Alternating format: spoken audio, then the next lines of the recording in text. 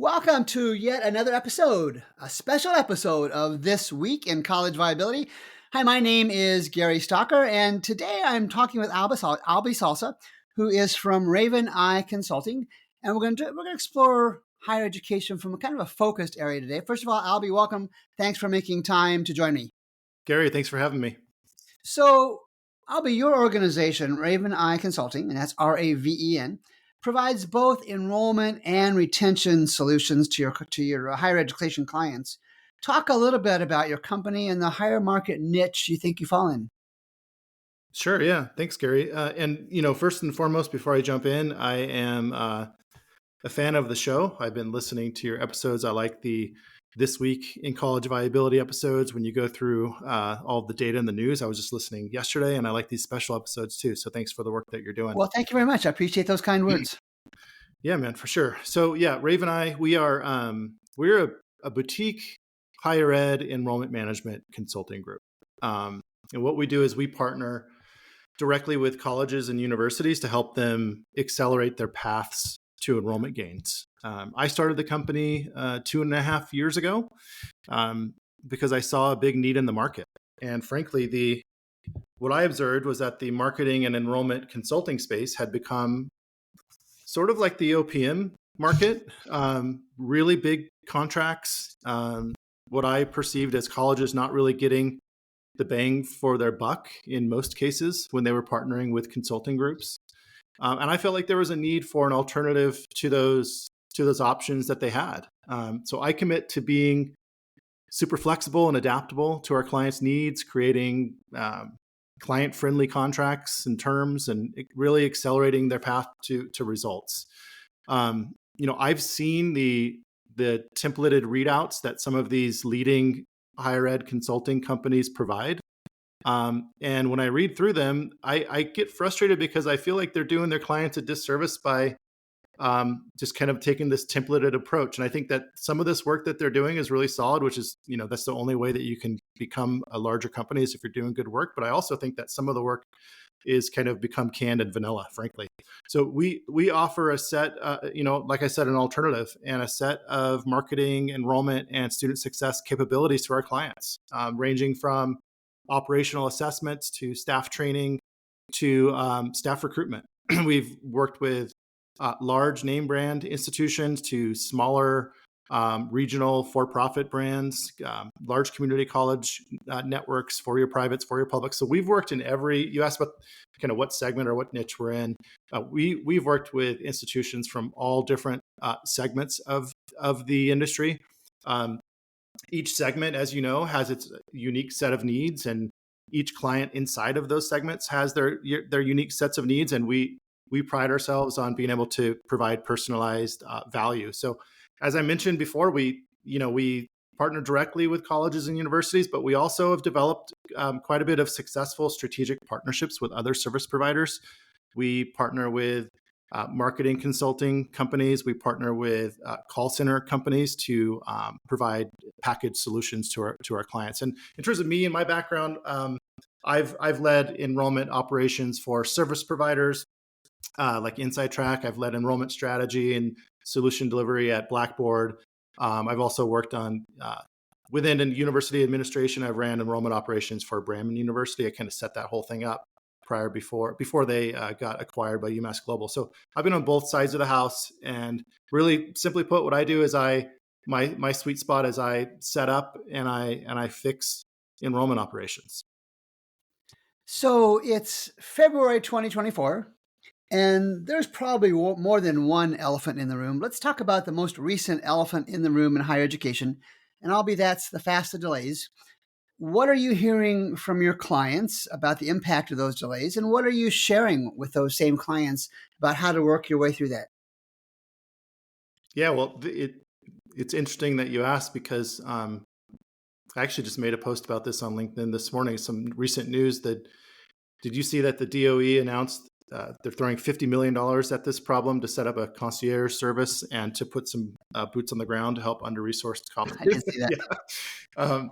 So anyhow, yeah, I mean, I'm seeing and hearing the same thing that you're probably seeing on social and in particular on LinkedIn. Clients are anxiously awaiting the FAFSA info, as we all know by now. Or if you don't know and you're listening, the DOE announced that the information that will be provided to colleges and universities has been delayed to March 15th from previously the date was January 31st, which was already a delay.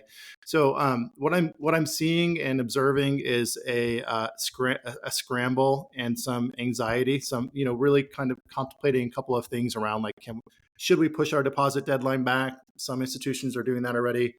But really, how can we communicate with families? And I think that what I'm seeing, Gary, is like this is just bringing to the surface. And it's really more of a microcosm of a larger issue that I see within the four-year private sector with recruitment.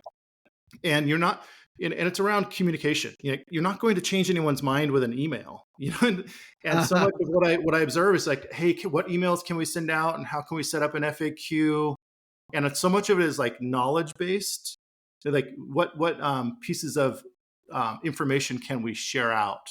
And obviously that's important. People need to get their questions answered, but what's missing, and I think what's missing in general with recruitment in the four-year sector is like this personalized outreach, and even more detailed than that, personalized outreach via the phone, and actually having personalized conversations with parents and prospective students. And here's the thing. I think that there's a concern about outreaching to your families if you don't have all the answers, and that's okay. I think the fact that you're actually taking the time to call and people hear your tone of voice and your genuine concern will reinforce their commitment to maybe attend your institution. And even I saw R&L, somebody from, speaking of a larger consulting firm, posted, around like you've seen all this data. Niche puts it out, R&L puts it out, and they survey their families around like who is the most influential person in terms of making your decision when you choose to attend school for a traditional age college student.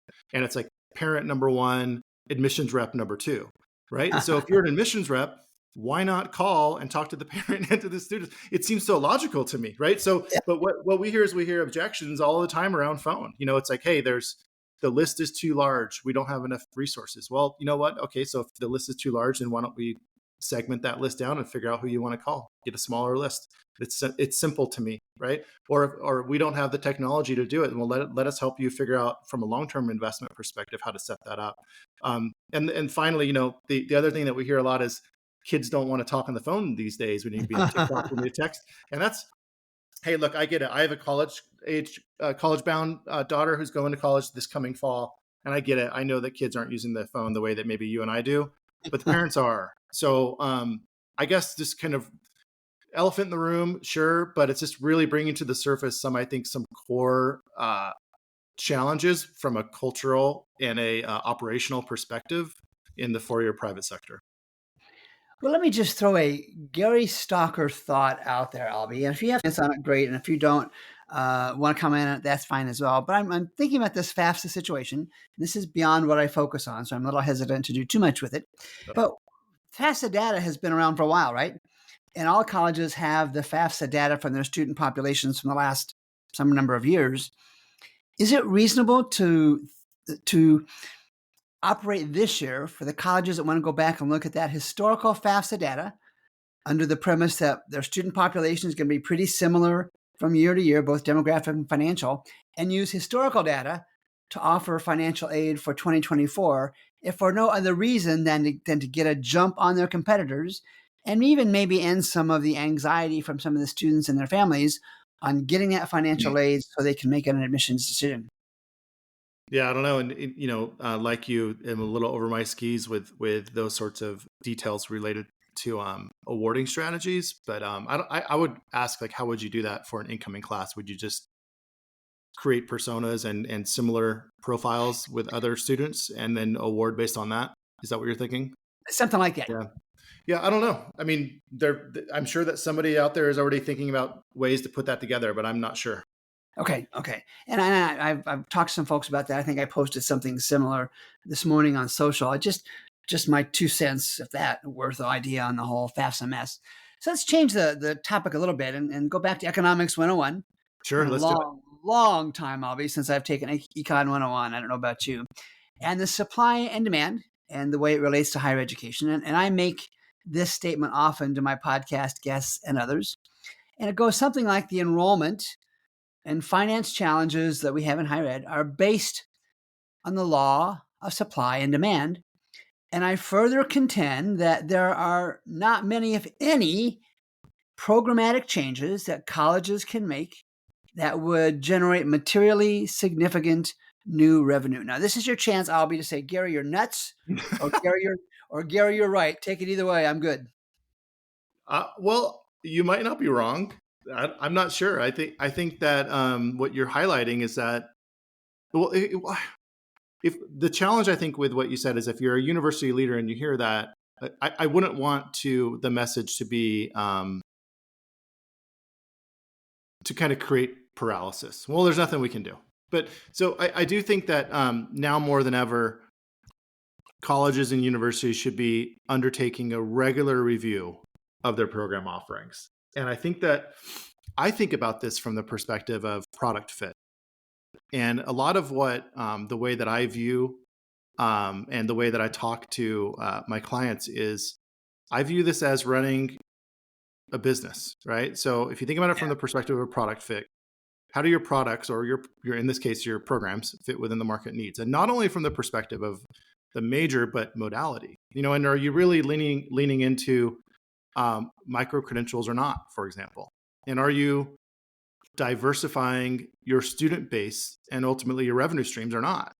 And if we talk about the 4-year private sector again, and I feel like that's a good sector to stay on since we're talking about FAFSA. If you are an institution that is hanging your hat on the traditional market, and I know you talk about the 8-year trend a lot in your app, you show the 8-year trend and whatnot. I guess maybe it's 9-year trend now. But if you're one of these institutions that has the 8-year trend going down on enrollments, and you are not really leaning into the adult market, like now might be the time to identify if there's an opportunity to capture some of that market in your local community in the adult market, and specifically with potentially micro credentials. I'll come back to that because if you look at like Western governors, I want to say that the president shared last year that, and correct me if I'm wrong, I think it's 40% of their enrollments now come from employer partnerships, right? And there's a reason why the guilds of the world, what Guild has done so well. And we are at Raven Eye. We just I'm really excited about this recent partnership we just started in Q4, and we're actively working on it now. Where we're helping one of our clients to build out their employer B2B partnership strategy and framework to go develop tuition reimbursement partnerships and to develop corporate trainings and extended education opportunities for the adult market in their regional market. So I think those are the sorts of things that I think are really, really important, that I think maybe contradict a little bit of what you're saying, but I don't think that you're totally wrong. Yeah. And you make a good point on the paralysis piece. And yes, I do that with intent. And one of the main reasons I view my role is to lovingly, but seriously, and sometimes with tongue in cheek, help college leaders think beyond that private box. And if it involves me being a little sharp, like we talked about earlier, taking an attitude, which I know I do with intent, I think that's my role. And you've got to know, I don't think you and I've talked about this, and I have my own list, and it's 200 plus strong of private colleges that I don't think are going to make it. Now, I'm not ever going to share that list with anybody, but I use it for my own purposes. And if I'm right, let's go back for a second. What if I'm wrong? And there's never, ever again another college closure for the next 5 or 10 years. All right, I'm wrong. It's not a likely scenario, but I'm wrong. But here I think is a more important question. And again, I will never, ever identify an individual college and say Alby Salsa University is going to close. Never going to do it. But here's the big question. Alby, what if I'm right? What if I'm right and we're looking at an increasing rate of private college closures and public college consolidations that goes even beyond what I can envision or you can envision or anybody else can envision? What happens then? Yeah, I don't know. And I would actually say, well, let me ask you a question. Why are you not sharing that list? I'm trying to argue both sides just for the sake of the discussion. I think I'm right. I think there will continue to be a higher rate of closures, and it worries me. How is the market going to adjust? And if I'm wrong, well, then I provided some content, some thought provoke to help make me wrong, and I'm okay with that. I don't think it's a likely scenario, but I worry that if I'm right, then we've got more issues than anybody can address with any Well, certainty at all. I think about the parents. I think about the parents. Maybe it's just because my daughter's going away to school, and I'm that persona right now. I'm living it, and Yeah. I have. It's interesting that my friends and cousins and whatnot. They all have kids who are about the same age as my daughter, right? So they know that I work in higher ed, so they're all hitting me up and asking me questions. The first questions were around, what's up with the FAFSA? I don't know. But I did send the link to a webinar. I think you have a webinar you're hosting. You gave various time slots on your website. I signed up for one of them. I'm not sure if you saw that, but I forwarded that link to a buddy of mine because his daughter is considering a variety of private schools. And I think that, the work that you're doing is so valuable for that persona, for the families and for the kids. Yeah, So I I hope would so. say there's an argument to be made that, while publishing that, it wouldn't be great for the institutions. And I could see why. And I'm totally empathetic to that because a lot of my colleagues are running universities and colleges. But from the perspective of what's best, ultimately, we should be of service to the students, right? And what is best for the students? And it might be releasing the list. I don't know. Yeah, yeah. Yeah, it's a fascinating time, and I hope to contribute something to it in a positive sense. But I know most of my content is, guys, be careful, be Yeah. careful. It's a mess out there. Yeah. And I want to go just to one last question, Alby, and I want to talk about graduation rates. And I'll talk about the 2024 College Viability app. It's about ready to go out the door. And I was altering back and forth between making a free version of the app for enrollment for the last 8 years available to anybody, or a free year of the 4-year graduation rates, 8 years worth of data for all the private colleges and eventually all the public colleges. Mm-hmm. And I decided to go with the graduation rate one. And here's why. The enrollment one is important, but it's an indirect measure of a college's health. It all is associated with tuition fees and revenue. But we have, I think it's more than 50% of all public and private colleges graduate less than half of their students in 4 years. That scares the bejeebers out of me. What about you? Yeah. When I cut my teeth in higher ed working in on student retention initiatives. Are you familiar with the organization called Inside Track? I think so. I Yeah. started Yeah. with them. Yeah. So, and back then we were primarily doing student retention work, but yeah, I mean, here's the thing. I think we all have seen the data, but yet when it's time to make decisions, I don't see us acting in a way that is informed by the data. And the data says that it costs a lot more money to go recruit a new student than it does to retain one, right? Yeah. Right. But yet every project we get pulled into, it's, even though I have a background in retention and my colleagues do too, we get pulled into funnel management, right? And I think it's because there's more of a direct correlation and attribution between activities and performance. But so anyway, with student, yeah, it does concern me. And I think that if what I try to guide my clients to is like, let's get really focused on like a phase of the student journey. Because when you think about graduation, it seems pretty overwhelming. Graduation Yeah. rates, it's like, okay, this is a 6-year measure. But if you can get focused around like how can you help your students have a really strong start, right? And having a strong start is so important because what it does is it helps you have a strong first semester and ultimately a strong first year. And then you come back for your second year. And all of the data shows that. Now I'm talking about the traditional enrollment cycle again, fall to fall retention. If you can get somebody to year 2, the likelihood of them graduating, it's like the big cliff is between year 1 and year 2. Right. And the big reason behind the cliff, all the qualitative information I've looked at says it has to do with those first couple months, right? So, and when you start unpacking, like, okay, from the moment that somebody is doing their orientation, sort of like the moments before they arrive on campus, or even an adult learner, right? Even an adult learner when it's virtual, what does that look like from a student experience perspective to help them build a sense of belonging and a community? Let's call it community on campus. And how are we removing unnecessary friction points in that phase of the journey? So I think if you get really laser focused on this idea of how do you help people have a strong start, you're going to start seeing big gains from year 1 to year 2, and ultimately it flows down to graduation.